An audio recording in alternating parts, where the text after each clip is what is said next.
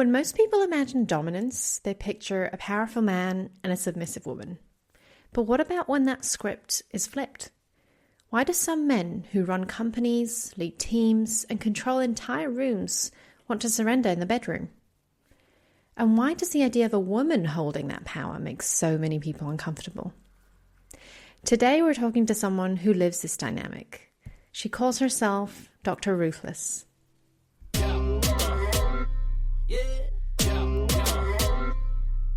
Most of us were given a cookie-cutter template for how to live, love, and succeed. But what if you don't fit that mold? What if you're ready to live a little differently, even if that makes you the odd one out? We're Nyla and Cole, two people questioning the systems, the stories, and the identities that shape us. From politics to pleasure, culture to connection, this is where taboo meets truth. If you've ever felt like a black sheep, cycle breaker, or someone who doesn't quite fit the cookie-cutter mold, then you're a deviant just like us. So really excited to have a guest with us today, and I'm going to say a little bit about her before I bring her in. So we call her Ruthless. She's a doctoral researcher. She explores the intersections of psychology, of power, of identity, modern romance, and she brings with her a real lived experience that blends all of these things: desire, power, and authenticity. She identifies as a lifestyle dom and is in a monogamous relationship with her submissive partner. We met back in December, and I immediately knew that we'd have a lot of deviance to unpack together. So welcome, Ruthless, soon to be Dr. Ruthless, right? Yes, thank you. So happy to be here. Great to have you with us. Thanks for joining us. We're so happy to be spending the next hour or so with you, just unpacking some of these really interesting power dynamics that show up in life and relationships. So before we dive in to the dynamics itself, tell us a little bit about how you ended up here. Maybe what is your experience of off-script living, if you like? Yeah, I love that term, off-script, because I think you mentioned I come from a very deeply religious background where sex is, reserved only for procreation or for your spouse. It's certainly not something that you talk about in detail. Sexual desire is not really something that's discussed at all. Desire is really reserved for men, and the women are really just kind of supposed to go along with what the men desire. That was about the extent of the sex education that I got. Right. Yeah. But there was always something inside me, because people like to ask, how did you get into this? How did you get into being a dom? And the real answer is I've just always kind of had this vibe like I should be worshipped. I mean, literally since preschool, I made people call me queen and had them line up and offer me gifts and things like that. I always just, and I would say I didn't have any real life role models of the kind of woman I wanted to be. I will say I grew up primarily with my grandmother, who was a 1940s housewife, World War II. So she had a sort of elegance, like TV housewife elegance, right? And so did her friend. She was born in the 20s. So I kind of grew up with that classic elegance. I watched the TV shows that she watched. I watched The Munsters and The Addams Family, and I became goth. and she was like, wait, that's not what I wanted for you. But yeah, these women were Tisha Adams, right? Elvira, Eartha Kitt's Catwoman. These women, they moved with authority. They owned the space that they were in. They were able to bring men to their knees with just a look. And I was like, whatever that is, that's what I want, right? When they show the cartoons that have the heart eyes and they're floating because they see a woman walking smoothly with grace, right? And it's just these exaggerated, that. I was like, that's who I want to be. When there's an evil queen and she's got a plan, she's got a whole idea of what she's going to do and how things are going to play out, and she's going to be all powerful. That's who I wanted to be. Yeah. Follow-up question. Are you a gay icon yet? Because you're talking like you are one. And I'm ready to sign up.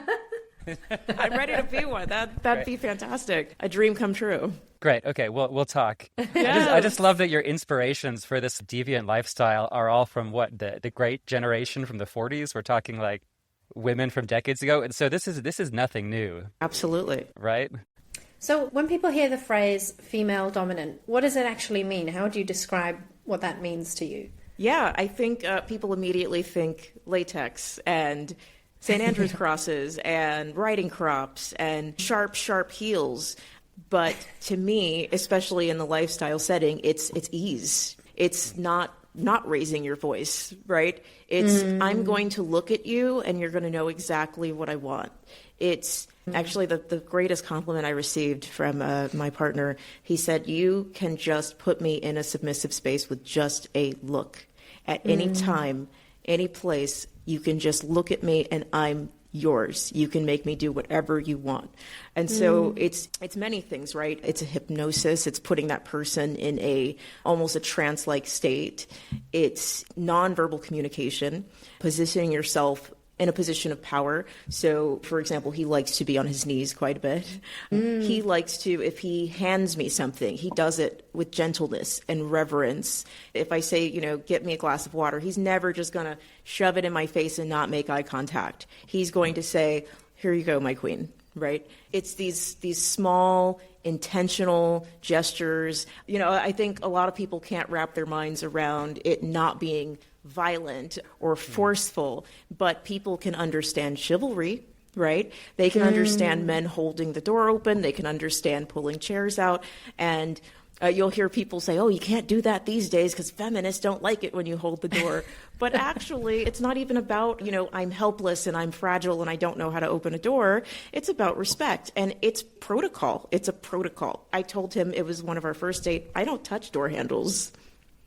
And that's all I had to say. Calm, collected, cool, not open the door, slut. Right, it's just that person remembering and anticipating my needs and doing things before I ask and not making me repeat myself. That's what it looks like in my life from day to day. Yeah, there's something quite stereotypical about the way people imagine what power dynamics mean. It means like the extreme of one person exerting external power over somebody else. And what you describe is much more nuanced, much more intentional, much more connectedness in there. It's like when your partner really considers you, they're thinking about what's important to you and prioritizing those things, but not in a way where they're being forcefully led to do those. Yeah. There's almost a desire to want to please and to create the conditions that help you feel like the queen that you are, right? That's right. I don't want to make anyone do anything they don't want to do. I want you to be here because you want to be here. I want you to serve me because you want to serve me. And I want you to feel like that is elevating your life experience and that is giving you purpose. And that's our approach. And it works beautifully for us. And we should say you, of course, have discussed with your partner before coming onto the show. So anything you're sharing is with his consent also. Absolutely. Thanks for saying that. Can I just hear a little bit how the two of you met and how intentional was this dynamic? Was it there before you even met up? You stated these were your expectations? Yeah, it's so interesting. It's just like dating. I mean, you just keep dating until you find the right match. He has some horror stories with some DOMs. I have some horror stories with some subs. Where I met him was the Field app, which is fantastic. I have made lifelong friends from Field. It's like, okay, the date ended up not working out, but I really like you and let's hang out. But yeah, we just started talking about how we view and submission and expectations. He's obviously a very intelligent person. I'm deeply attracted to intellect and I respect intellect, right? Yeah. So that's another thing. This needs to be someone that I respect. This is not about disrespecting him or emasculating him. It's someone whose masculinity and strength and, leadership and self-governance in other areas of his life, I respect. And when I heard him talk about himself and his determination, what exactly he wants out of life, it's the authenticity that he brought with it. Even just the way that he approached me. There are some people who immediately are like, oh, I want you to exploit me, and will send me a bunch of pictures and videos of them in compromising positions. And I'm like, okay, hi. Whoa. How are you? Hello to you too.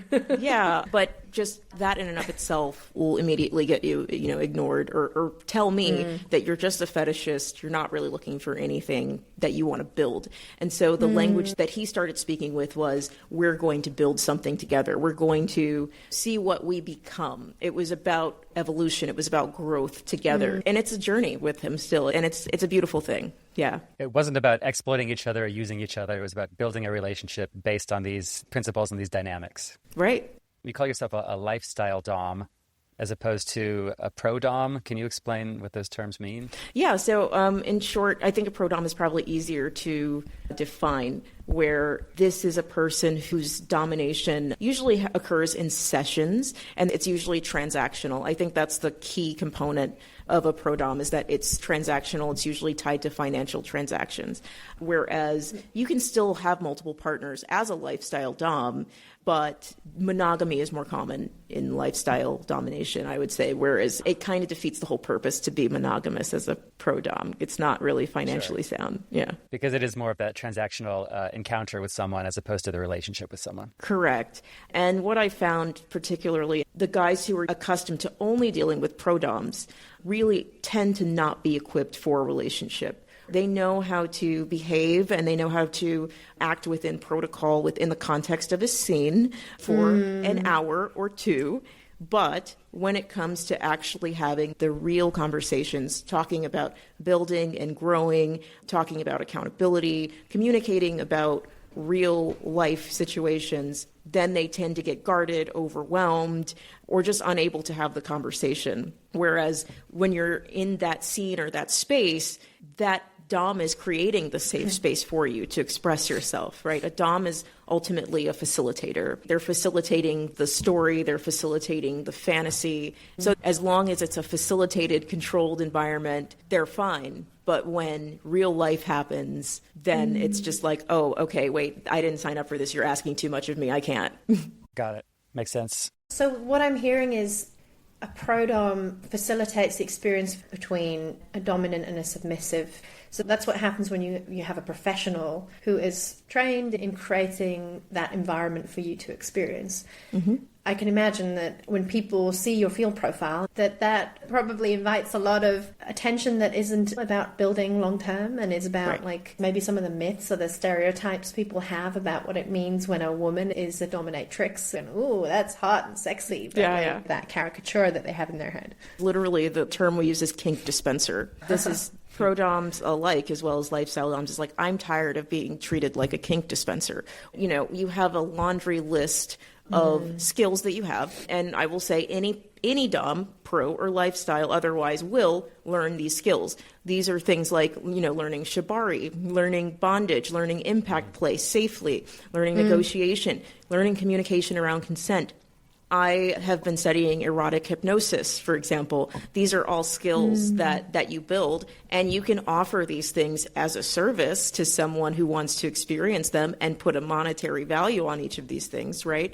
But to just want that right off the bat from someone like me who wants a real relationship and then say, oh yeah, but I don't want to pay you. Then it's like, okay, well, you need to either pay me or give me a relationship, but you're not just going to take what you can from me.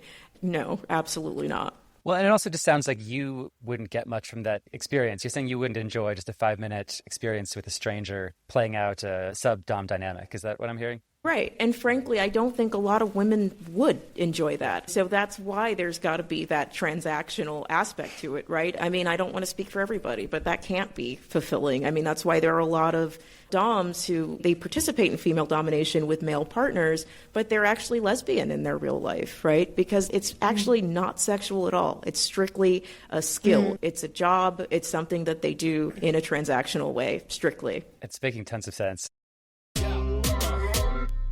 Just a quick pause before we continue.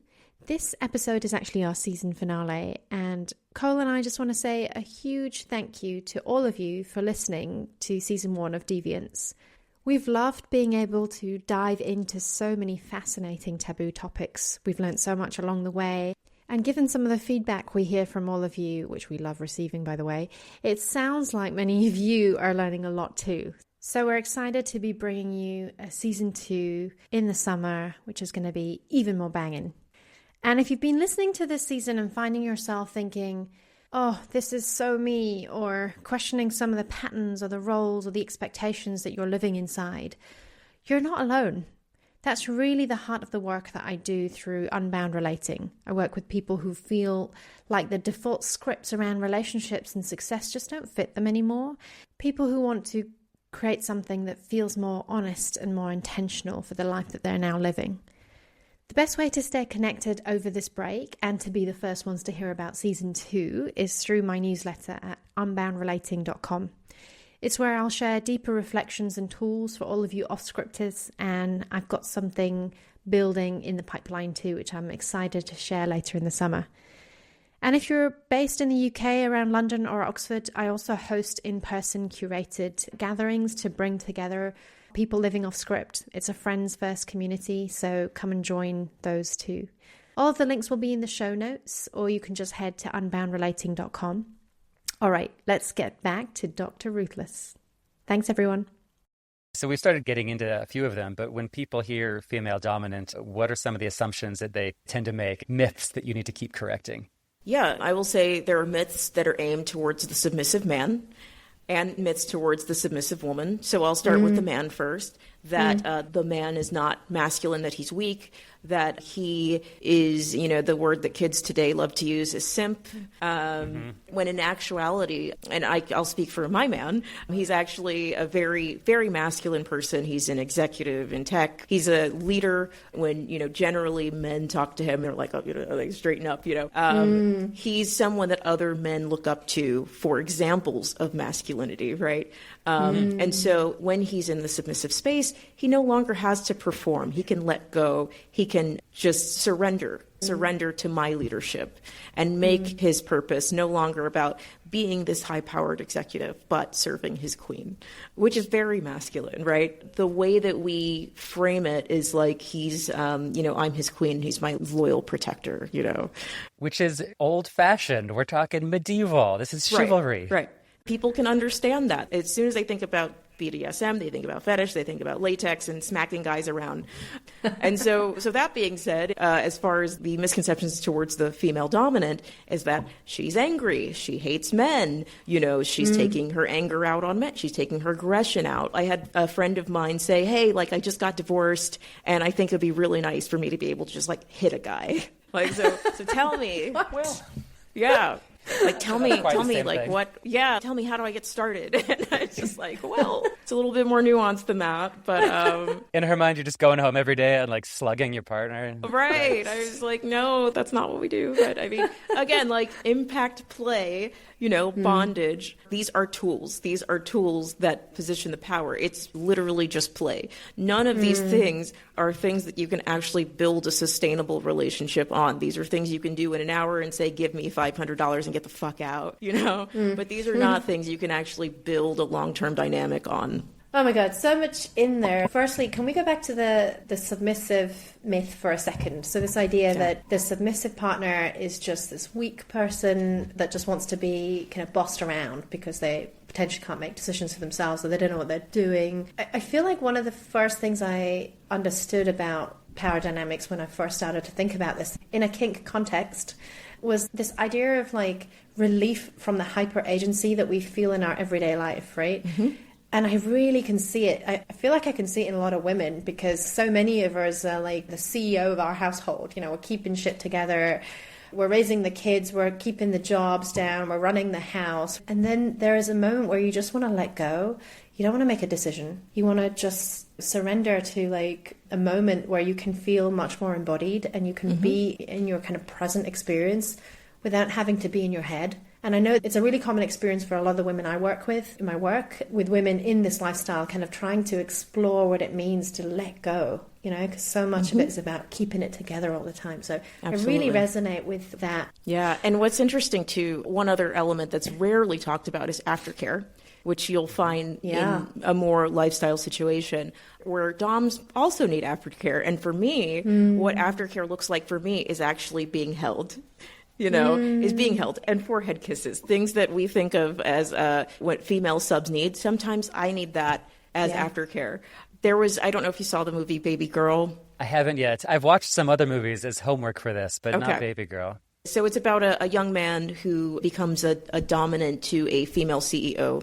He's a 23-year-old intern, and she's the CEO, played by Nicole Kidman. She's fabulous. But there's this scene where they're just kind of lying in bed, and he asks her, am I a good person?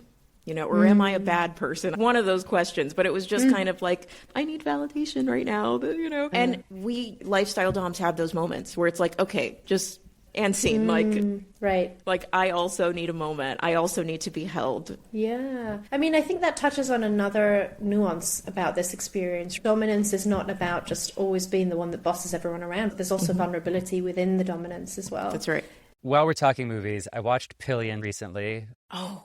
I have a lot of thoughts, but can I just quickly get your, like, if someone is trying to understand this lifestyle, is that a place you would direct them to? Or what was your take on that movie? Absolutely not. Yeah, absolutely not. To me, it was like, if you just wanted to make a leather daddy porn movie, just say that. Like, there was no consent. There was no communication. None. There was no meaningful aftercare. I would say probably the best part was at the end of the film, spoiler alert, this person kind of sets up what, essentially his field profile, or I think it was Grindr, where he does have, limits. He does have boundaries based on that experience. I will not cut my hair. I will take one day a week off. It would have been nice to see those boundaries play out in the next relationship. Instead, it was just like, do you cook? I agree. So it wasn't a very cathartic ending, and it essentially was what I feel to be a romanticized story about an abusive relationship. It was about a emotionally damaged person abusing another one. Right. Under the guise of trying to be woke about these dynamics. So I felt bad for you and other people who do not relate to this at all. Yeah. I was going to say, I found myself wondering, like, are the filmmakers, are they close to kink, or are they just observers of it from the outside? Because it feels like it walks straight into all of the tropes. Like, if you were into kink and you were making a movie about this and you were thinking, perhaps this might reach a mainstream audience, what is the most important thing about kink that I would want people to understand? And that's the very thing that's not in the movie. Right. This idea of consent and negotiation. To me, my immediate feelings throughout the whole film, and I felt really comfortable watching it, was it feels like a vulnerable person being groomed. Right. And a lot of people anyways think that kink is very abusive, and they think of it as this like ugly underbelly, that there's some coercive control. And this walked right into that plot. So it felt like a really unintelligent way. I'm sorry to whoever made it and people who like it, but for me, it was very lacking in nuance, and it also didn't feel like an intelligent depiction of kink. In fact, it felt quite offensive. Yeah, and irresponsible. That's a great word for it. I think what would have made it more compelling is to understand Ray. I think that was Alexander Skarsgård's character. His backstory. Why are you like this? Right. Here's what he looks like shirtless. Maybe that'll make you forget that we're not adding anything to this character. So these two men are in a dom-sub relationship, and the rupture happens when the sub asks for a day off. He's like, can we just stop playing this game for a day and be like a romantic couple? And the dom tries it for a day, but for whatever reason, it doesn't work. But can you relate to that at all? Do you and your partner stop playing the dynamic and do something else for a while, or is it a lot more integrated? Is there a game you play and a different version of the two? Yeah, no, I think their relationship was very heavily based on protocol.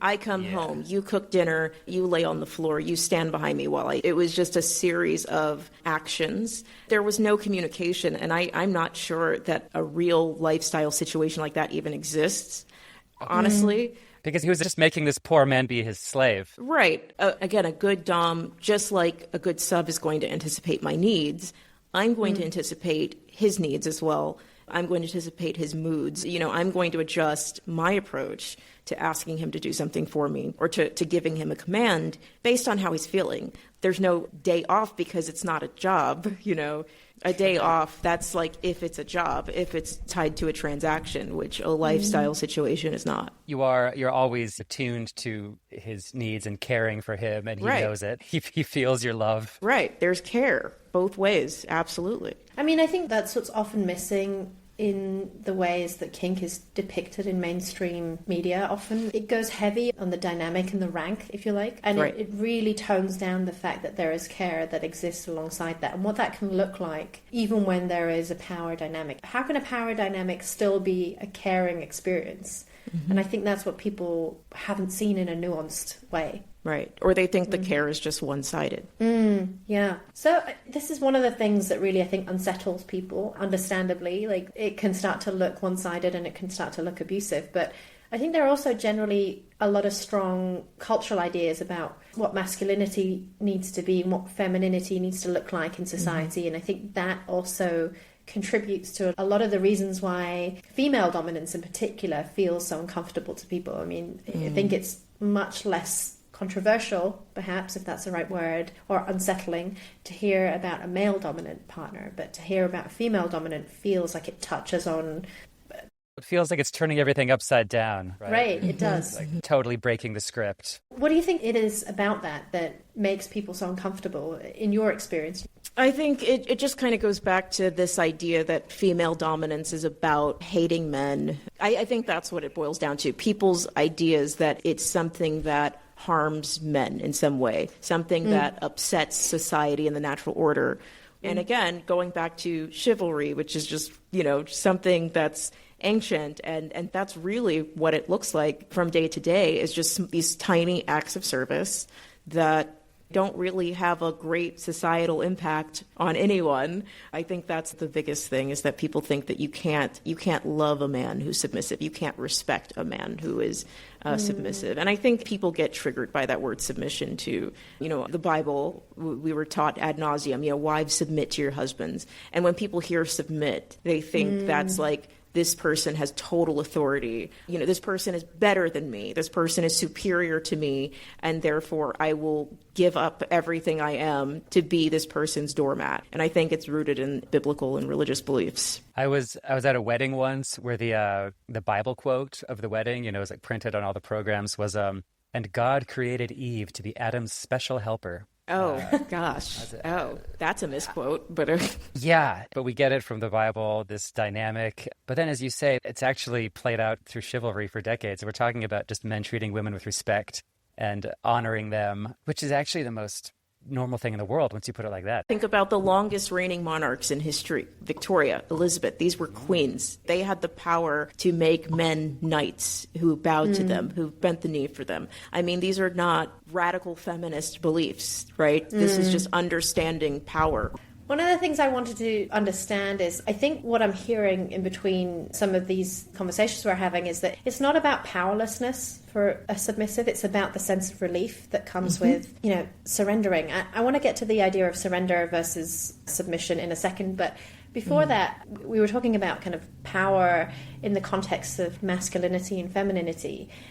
There was that recent clip that went viral by Jamila Jamil. She was talking on another podcast about her boyfriend and how he's one of the most masculine men she knows. And she described that he's so secure in his masculinity that he can step into his feminine energy.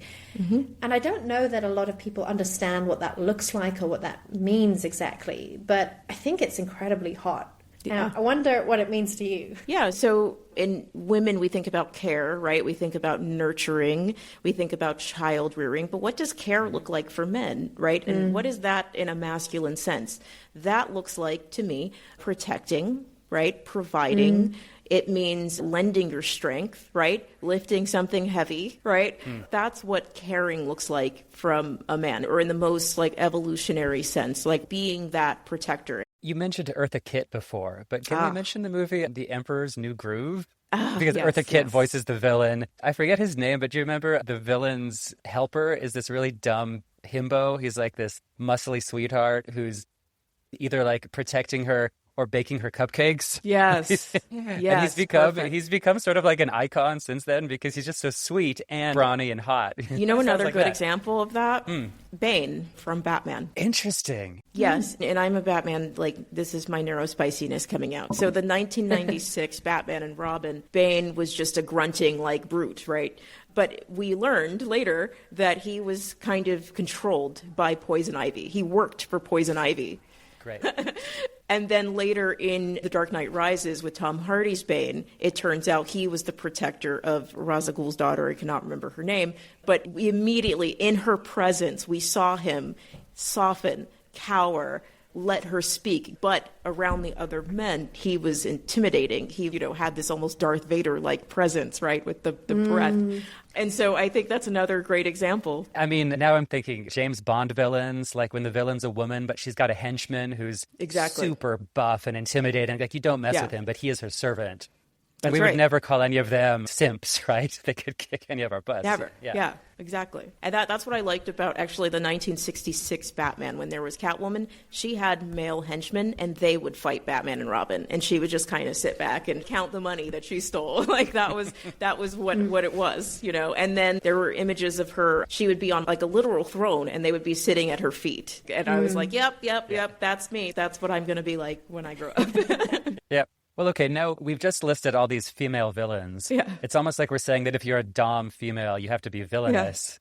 Am I leaning into some stereotypes here? Well, you know what? Can you be a hero and still be a female That can actually be dom? a pretty profound metaphor because especially now, if I go back into my previous environment, in many ways I am a villain, right? Because I am turning everything that I was taught on its head. I'm owning my sexuality. I'm not ashamed of it. I'm not ashamed of who I am. And people make you the villain when they think that you should feel shame or you don't feel the shame that they are sitting with and not healing from, you know? Yeah. So You're a you essentially become, a deviant. You become a villain, you know? Yeah. I think the other thing it touches upon, in our last episode, we were talking about labels and how labels can become so rigid in definition. And actually, these are evolving things that exist on a spectrum. And I think what happens is when there are examples of femininity that is powerful, that is dominating, that challenges the notions of our existing definitions of what femininity needs to look like, right? That, I think, starts to stretch the definition a little bit. And it's easier for someone to other that and say, oh, no, you must be a villain, therefore. But I think it reveals to us the limitations of our thinking and the fact that we're getting too rigid in our definitions. And actually, there's so much more nuance and there's so much more heart in all of this than is portrayed. Actually, there's like tenderness in here, and there's comfort, and there's forehead kisses, and there's love, you know. And I don't know that people put that together with their idea of female power. Yeah. It's trust. A lot of it is predicated upon trust as well. Yeah. And trust is something that should be earned. Right. So how does a dom earn the trust of her sub? It's showing up consistently. It's being true to your word. It's showing that you are taking steps to self-improvement, right? But I think the main thing is consistency. Doing and being who you say you are, doing what you say you will do. Yeah, this actually really triggers a thought for me, which is I found quite interesting that a lot of people are open to kink dynamics with people they've recently met or they've just met. And I've always wondered, how does that work for people? Because you don't have established trust yet, and you're getting into these kind of subspace, dom space zones and these altered states where you really are dependent almost on the other person in that moment. You're vulnerable. Yeah, if you, let's say you want a play partner, you're not looking for anything serious, you just want some quick fun, what do? That's when communication comes in. That's when you say, these are my boundaries, these are my limits, I will not do this, I'm not into that. And communication throughout the play as well. You know, I will definitely have a briefing right beforehand, like you can stop at any time. This is going to be, the word. You can revoke consent anytime. Just let me know, say the word, it's done. And same with the sub. If you tell sub, no, I don't like that, immediately stop, right? So I think that's the main thing is communication right before and communication all throughout, and then certainly communication afterward. Yeah. And this is what we're learning, right, Cole? This is like a huge difference between vanilla dating, I guess, and people in the kink world or more kind of deviant scripts, is that actually so much of it is about just putting on the table all of the things that don't get said in vanilla dynamics, where you're just like, let's just hope this ends up somewhere nice where we both like it, I mean, couples that are more vanilla, if we're going to use that word, should be doing that too, but they tend to not to, because there's this idea that it's unsexy to communicate, or it's unsexy to like plan a sexual encounter. Yeah, or talk about it. But if you do that ahead of time, it totally broadens the playing field. You've got so much room to work with because you know each other's expectations, right? Right. Honestly, it also takes a level of self-awareness. That's another huge thing on either side. You have to know what you want or don't want. Like if someone says, I have no limits, immediate red flag, no, sorry, this is not going to work. Done. You should shut it down right there. Or someone, I don't really know what I like, but I'm willing to try. I don't have the patience for that. Maybe someone else does. Like in that instance, I will send them to a pro. Go to a pro. Okay. Pay someone. They will give you a list of the things that they do. and do them to you, and then you can decide if you like it or don't like it. But you're not going to get any free samples, you know. And is that because you really want to know that it's a mutual experience? You want to know that you're both enjoying? Right. It's one thing if I'm dealing with someone who is equally experienced and we're on that level. And I have had situations like that where it's like, this is what I like, this is what I'm into. I'm like, that sounds hot. Let's go. Let's do this. But the guys who are like, I don't know, and I don't want my wife to know. It's like, okay, go to a pro then. Pay someone. Yep. Yeah. Okay. What you want is a service. That is not what I provide. Yep. Yeah, and it's natural that, as you say, this isn't a transactional experience for you. So, Right. you know, your needs for feeling fulfilled from that experience also need to be, you know, present and considered. Yeah. I had a that guy makes- who was like, I want you to break into my house in full latex and tie me up in the basement of my house. And I was like, okay, that sounds fun, but what do I get? Like, what are you going to do for me? He's like, well, you know, I don't pay for domination. I was like, oh, you don't? You should start. Because what you want is a scenario. What you want is a scene. What you want is a service. So find someone Right. else. Like, It's role play, right? Versus a real that's connected roleplay. relationship. And that's the difference between a fetishist and like someone who is actually kinky, right? That's so interesting. Okay. I think even making that distinction would surprise some people. That fetishizing something is different from a kink. The difference is that you have a kinky relationship where this is like a lived, developed dynamic as opposed to like a one-off. Is that what you're saying? Right. And there's definitely room for that, but it still needs to be mutually enjoyable, right? Yeah. Can I talk about the Nepo baby that I dated? I won't say his Please. name, but okay. Yeah. I won't say his name because I don't want that smoke from the estate. But this person was a very experienced sub and fetishist, and he fetishized like every aspect of my life. Like, oh my God, you have a corporate job that's so hot. And he love bombed me. He immediately started talking about getting married and, oh my God, my mom would love you. And, you know, spent tons of money taking me to incredible places, like nothing less than Michelin star, right? And I you know, really swept me off my feet. I mean, he had me fooled. But Wow. then he wanted to get into race play, which usually I'm like, But his framing was, I am a submissive white slave to a dominant black queen. And I rolled with it. But then I realized, like, okay, I felt uncomfortable when I actually started to try to talk to him about my experience as a black woman, you know, in America. He's British. Then he couldn't handle those conversations. He almost shut down.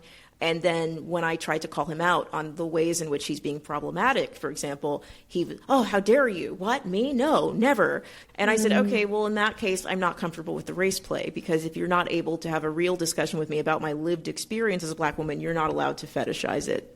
Right. Well, what you've said in a few different ways is that for you, it's not about role playing or playing pretend. You know that you are a queen. You know you have power as who you are, and you're not here to play these roles. Yeah, and if you genuinely believe that and you treat me accordingly and you are able to have an honest dialogue, then fine, cool. I'll throw that in the play, but you're not. And then also he had issues with like paying for things like Ubers, even though, you know, he's a man of Not means. poor. Let's put it that way. But he had no problem forking up cash when it was time to play. So it's like, okay, give me $500 to get you out of your chastity cage. That's fine. But God forbid you pay for like tickets to the aquarium. Like that, then it's like, oh, how dare you ask me of that? It's like, ugh, okay, dude. So like just the idea of fetishizing that I have a job, right? It's like I have a job to support myself, not because it's hot. You know that, right? Like, For him, that was part of the play. Was that you're the rich corporate exec, and you're going to like take care of me. I'm going to be like your boy toy. exactly. He wanted to But for be you- okay. like the house husband, the old money house husband who stays at home, has a cocktail and a bath drawn for me when I get home. And I was going to go out and work and make the money and be a boss lady. And that doesn't work. I'm sure it works for someone, but not me. But you're like, I'm well aware how much of a trust fund you have, and I cannot play this pretend game. Like you can Google it. Yeah. You can Google what his dad left behind. So, yeah. Wow, it's so interesting. So, what was difficult for him about getting into your lived experience of it? Like, why did he resist that so much? Was that like a threat to his fantasy? I think he has trouble confronting real world issues, trouble confronting difficult topics. He doesn't want to work on his self-awareness. He's able to play the game, I'll say that. He's able to put on a facade that he has it all together. You know, he's 6'2", handsome, blonde, white guy from Cambridge with the most posh accent you've ever heard. Sure. He doesn't like to be seen for the real mess that he is inside. And he doesn't want to confront that himself. Right. Yeah. So being able to see someone else, being able to have a genuine conversation about someone else and their identity forces him to do that to himself. And that's where he finds the discomfort. Can you contrast that with your current partner? I mean, just to help people understand Oh, yeah. what's Oh, right my and what's gosh. wrong. Like, what are your partner's motivations for wanting to be in this dynamic? I'm assuming they're much healthier. Yeah, because that one was like, oh yeah, I'm going to the gym working out so I can be the best for you, which is like, yeah, okay. But for I'll just call him Nepo Baby.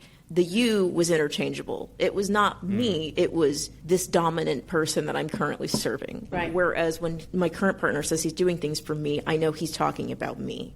Yes. I know that there is consistency behind it. Or if I say, hey, let's talk about this thing that you did. I didn't like it. He wants to understand. This is someone who's in tune with me, but he's also in tune with himself. That's the major difference. I mean, I want to go out on a limb here and say that is not so different to like relational dynamics all around us, right? Right. Like somebody who's done the work, who has a sense of self-awareness. And so what I heard you say is the difference between, you know, the previous partner and this one is that the previous partner is doing this because there's some immediate gratification that comes from the response that he gets from you or whoever interchangeably fills that gap for him as someone he's serving right now, right? Mm-hmm.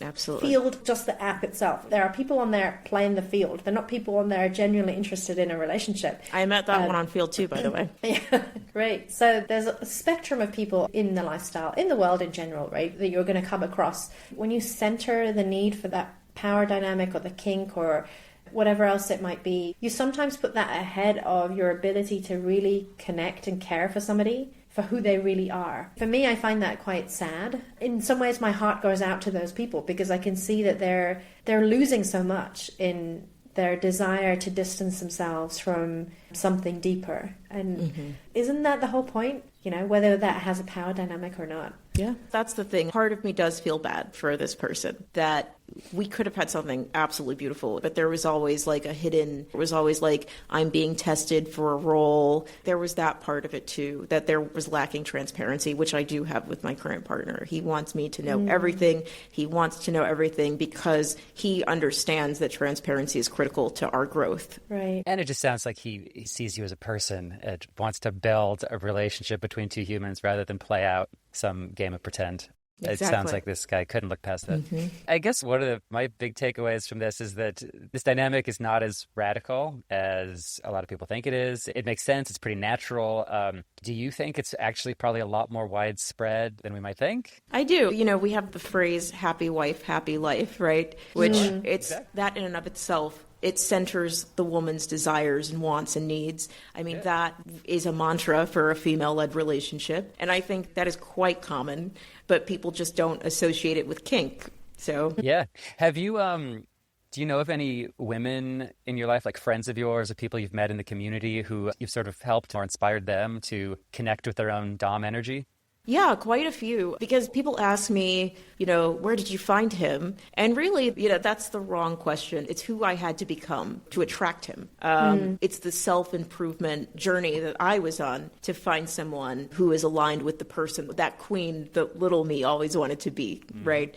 So that's what I've kind of passed on to my friends who are saying that be that person who you would worship, right?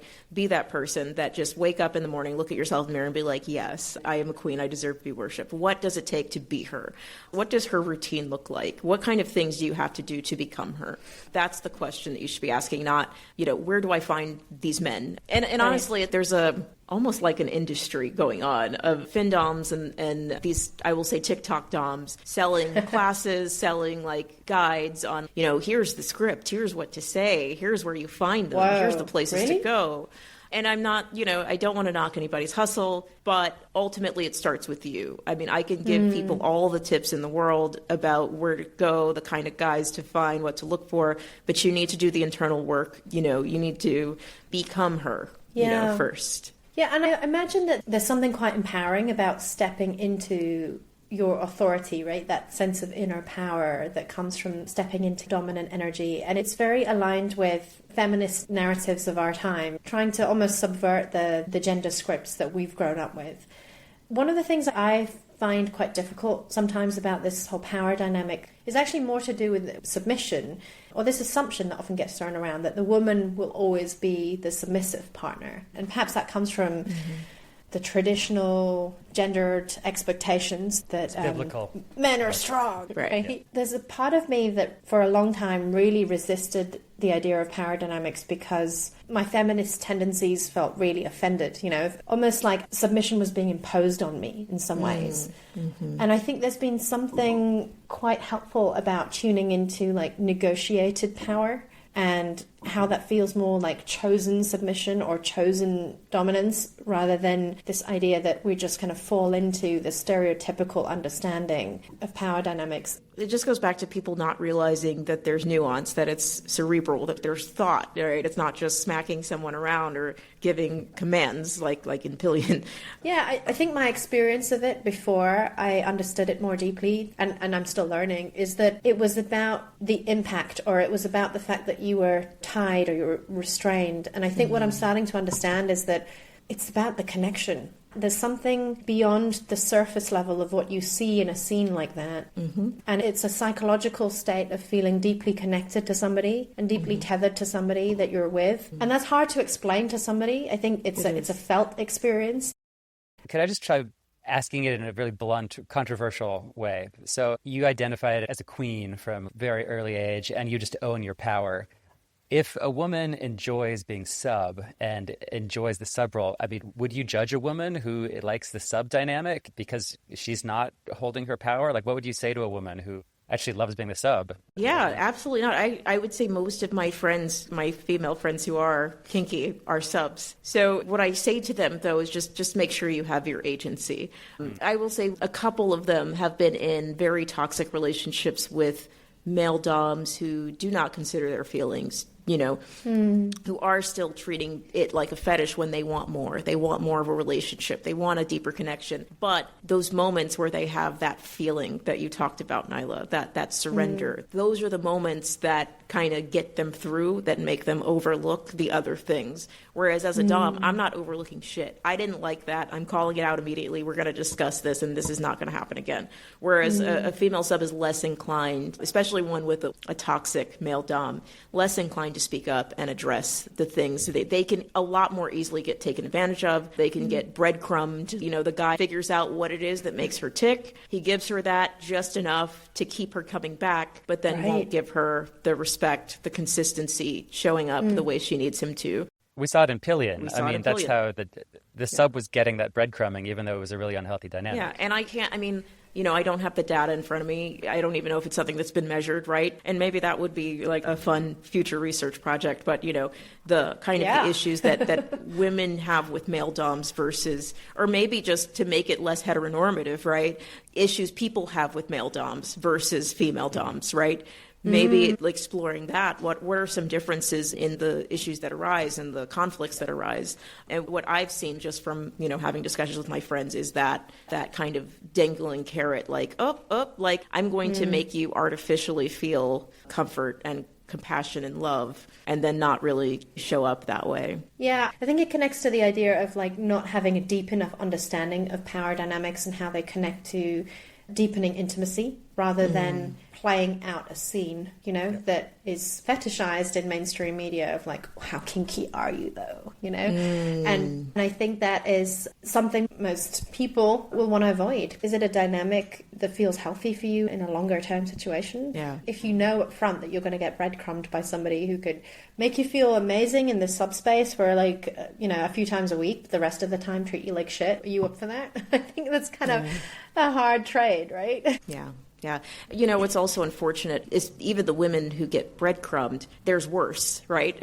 There are worse things than being breadcrumbed. You can just straight up get abused. And there are women who were like that as well. So they'll take the breadcrumbing because at least they know that they're not abused in the sense that I need to get out of the situation right now or call the police, right? So the bar is low. The bar is very low, and that's also the more unfortunate part of, I would say, being a female sub to a male dom. I don't envy that situation at all. Yeah, the world's already set up to make that dangerous. Right. Yeah. What are some ways that your sub partners, have put up their boundaries to make sure that they're not letting you walk all over them? I mean, how do they make sure they're staying safe and happy. Yeah, I think the main thing is just going back to those initial conversations about boundaries, hard limits, and constant communication. Just be like, oh, no, I'm not going to do that. I don't like that. I don't think I'm going to, just saying no. But as a dom, you have to give them just the space to say no, right? You have to cultivate an atmosphere of safety. Just going back to the fact that a dom is a facilitator. And that's huge. Yeah. I'm curious about what you've learned about men through being a dom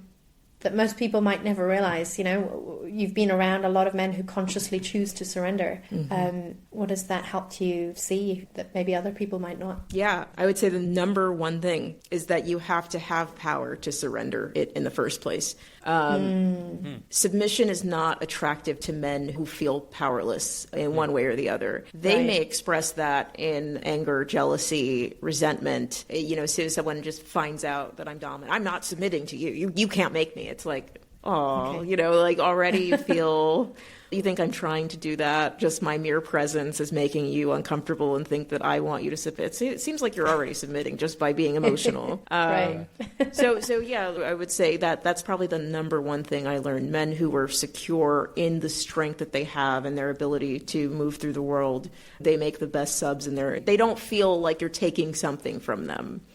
Right. Because they understand their position in society and in the world. Yeah, it's that sense of security that you talked about earlier, right? Exactly.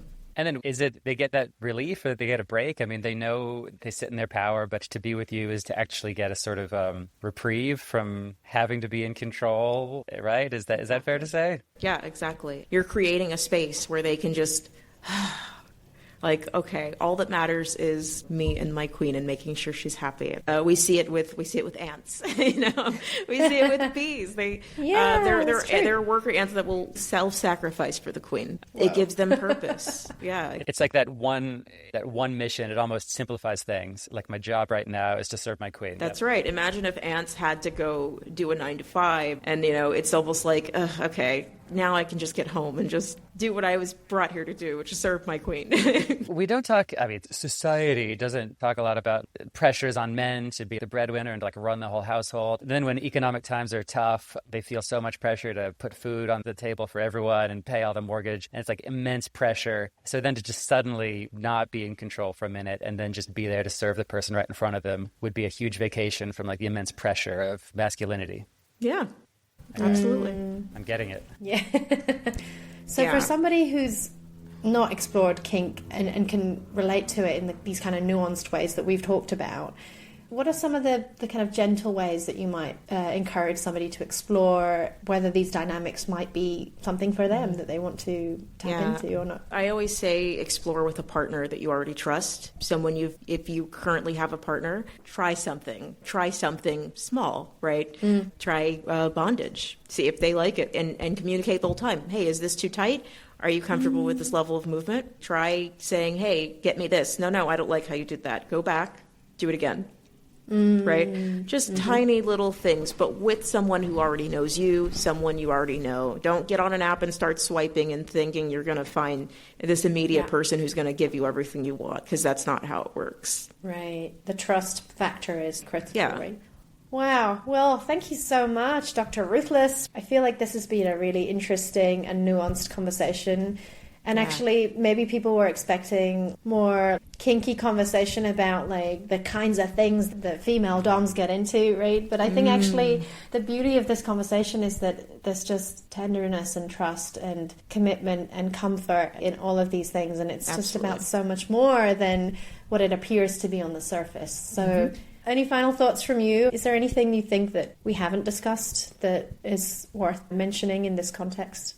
Yeah, I would say the only thing I would probably add, and I kind of covered this already, but I don't have a good relationship with my mom because she is religious and someone who struggles with said shame and things like that. And so I was really excited, and we're currently no contact, but when I first told her about my partner, I was so excited. I was like, I finally, she knows what I've been through. I was like, I finally have a nice man. He worships the ground I walk on, quite literally. Her response was, what makes you think you're worthy of worship?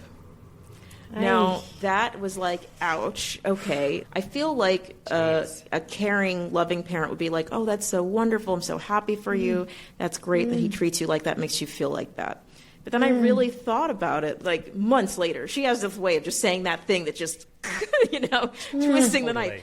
And it being your mother just makes it 10 times worse. But I actually thought about that, like, okay, what does make me worthy of worship? And it's because of that growth that I talked about. Like, if you, every 5 years, I'm a different person. I'm a better person. I'm always improving one way or the other, whether it's my health, whether it's my education, whether it's making more money at my job. I always keep my nails manicured. I always keep my toes done.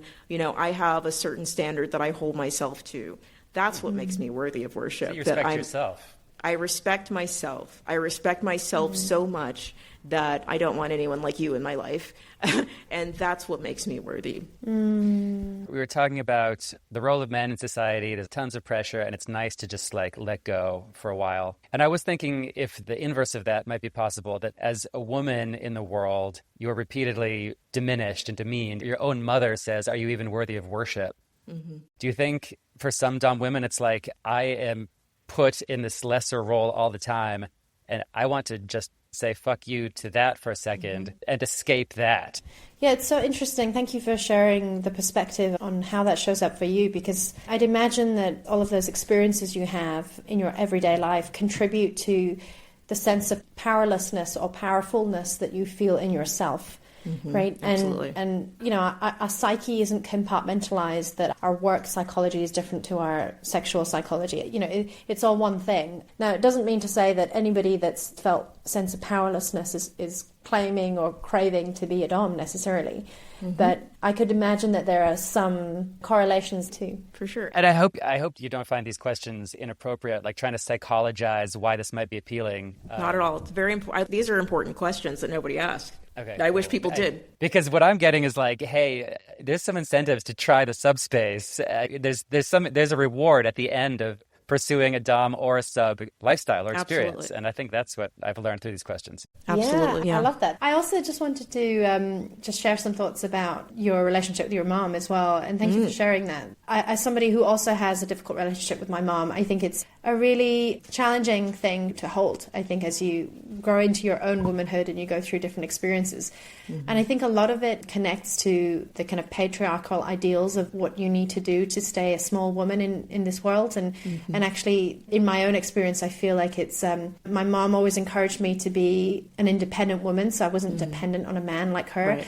But the result of that was really threatening to her. So when I was being an independent woman, she found it very, very threatening and almost wanted it to shut down immediately. But then she kind of helped me be this person that she didn't like anymore. Right. And that's a really tough part of outgrowing the kind of nurturing feminine wife role that you've been also trained to be, from your mother. That's the kind of life that they've believed you should grow up into. Sometimes I wonder if more deviant women, and I don't know men, if they have the same experience maybe with their fathers or with their mothers too, but if more deviant women have these difficult, challenging relationships with older women in their own lives because of how some of them might be holding on to very rigid definitions of what it means to be a woman. I have experienced that with the submissive men in my life. I will say that. Mommy issues. Okay. Wanting to be called a good boy. Sure. Probably in many cases stems from not getting the validation or the love from mommy. Yeah. Yeah, for sure. Oh, thank you so much. This has been a wonderful, wonderful morning. I feel like we could continue for hours. We could. Next time with a cocktail in hand, perhaps. Sounds good. I'm going to go back and delve into this world you painted of the 1940s women who just wore furs and owned themselves and were queens. We need to bring that back, right? Absolutely. Exactly. Let's do it. Thank you so much, Ruthless. This has been really fantastic. I've learned tons. Thank you. Thank you. This was awesome.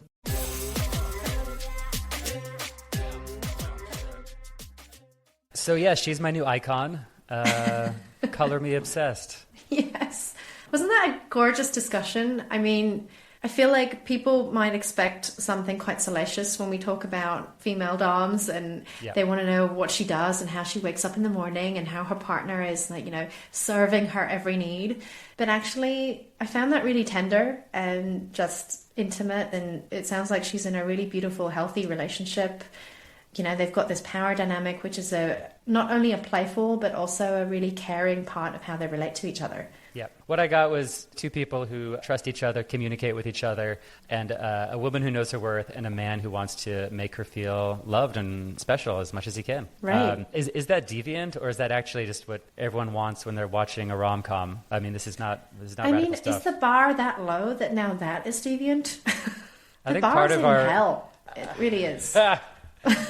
I mean, I think you and I set out with this podcast just to show that the things the world is obsessed with calling deviant are actually not only very normal, but also very healthy, and things a lot of us should consider exploring as ways to get more in touch with ourselves and our needs. So, Nyla, what are some questions that listeners who tuned into this not thinking they could relate at all to a sub-dom dynamic and heard some of this and maybe resonated at one small part or another, what are some questions they may ask themselves as a follow-up? Yeah, I think there's something in understanding your relationship to power. You know, like where does power show up in my everyday life, and what parts of that feel good for me, you know, in more of an intimate scenario. And perhaps we don't need to jump to the more extreme depictions of what needs to be considered kinky or not. Like just start somewhere easy, baby steps into kink. Let's just like understand what it feels like to play with power in small ways. And then I'd also encourage people to think about where you might hold on tightly to control in your life. You know, where are the parts of your life that you are running the show, you are responsible for everything, where you might really secretly crave just a little bit of relief of letting go. For me, that sometimes looks like stupid things, like everyday things like feeding myself, like who's going to make dinner, or when somebody like picks the restaurant that you're going to go to for dinner and you didn't have to like do the whole back and forth of, well, no, what do you want? No, what do you want? It's like, just decide, you know. Just surrender control and let someone else manage things for a while. I mean, sign me up on that. Yeah, absolutely. Right. I love that you touched on the word surrender, right? Because there's something so beautiful about surrender. And I talk about this in my work with Pace, Power and Pleasure. And this idea that in order to access pleasure in our life, in our bodies, sexual or otherwise, there's a sense of surrendering to yourself, to what's around you, to trust. It's not a weakness. It actually comes from a place of trust and feeling safe enough in your own power, secure enough in yourself to be able to let somebody else guide and hold for a while. So I think there's something really beautiful about understanding what are the conditions that allow me to surrender in this situation and just not have to lead. Totally. Sign me up. I know, it's nice. I've been reading this book called The Surrender Experiment. You know, it's more extreme than what I can practice in my life for sure right now, but there's something about how we as like one human on this whole earth, in this whole universe, in our cosmos, think that we are somehow in control of the life we're living. Yeah, and we all need to get over that idea fast. Yes, right? Yeah. So when we think that we're, oh gosh, I'm turning 40 this month, I'm not sure if I've like done what I should have done by 40. Like, am I behind? I don't know. Should I be in a relationship right now? Or should I have gotten that job by now? Should I have made my millions by now? Like, whatever it is that people worry about, right? There's this feeling sometimes in life that you're behind. And there is no behind, really. And I think coming to terms with that is the healthiest thing any of us could do for our psyches, which is easier said than done. But if you can just find a few moments, whether it's with a partner or having a sexual encounter, when you really can just give up trying to be in control and trying to meet expectations and just being free for a few minutes. Right.